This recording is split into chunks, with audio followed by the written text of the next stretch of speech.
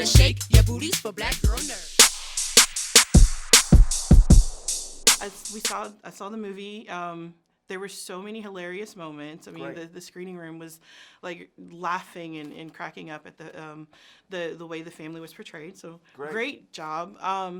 And then I saw a little bit snippets of the documentary after, and then I kind of looked it up. Yeah. So I wanted to ask, how do you kind of toe the line between depicting the family who's already they're already kind of characters and quirky?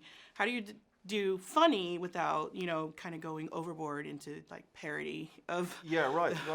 Well, I didn't want to make it so documentary like that you may as well just watch the documentary, but at the same time I wanted it to not feel like I was spoofing these people, satirizing them, making fun of them.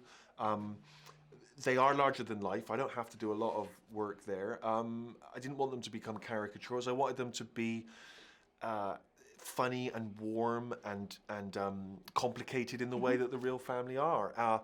It helped that I got to spend time with them and saw them at home and saw them with the training school that they run and saw them performing and spent time, made a note of things, took pictures, just anything to kind of have this little archive of who they are and the way they communicate. But also, one of the reasons I responded to them is that they reminded me of people I knew growing up, of my own family in some ways, and so I just felt like very connected to them somehow, even though I've never done anything to do with wrestling, but I just liked them and I fell in love with them, and so and then of course the actors just took the ball and I think really inhabited them and made them their own.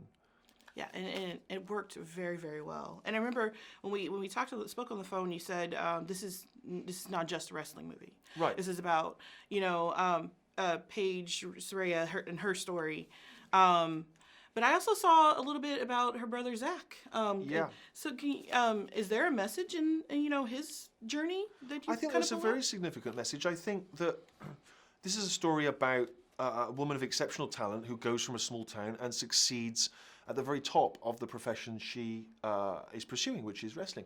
But it's also a story about a brother who got left behind. He had the same dream. It didn't work for him. And what do you do when that happens? There are many of us that don't quite have the lives that play out in the way we thought they do. And as Paige says in the movie, just because a million people aren't cheering your name, it doesn't mean what you do isn't important. And in an age in which celebrity and fame and money and Instagram likes are seemingly given such value, it's important to remember that, that's not what defines you, and it's not what gives your life importance. And I think that's a really valuable message. And I love the fact this is a young man who had to rebuild his self-worth and looked around him and finally realized that there's so much around him that was of great importance. And he continues to sort of feel that way and value that. And I just find that incredibly moving.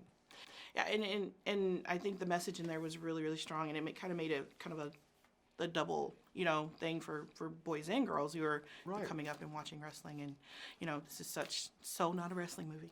I hope not. As Paige says herself, it's a movie for anyone who's ever felt like an outsider or a freak. Exactly. And I think there's not many of us that haven't felt that one at one time or another. Yeah. There's a few. We're a group. Yeah. So, well, thank you so much. Thank you. And, appreciate it. Better shake your booties for black girl nerds.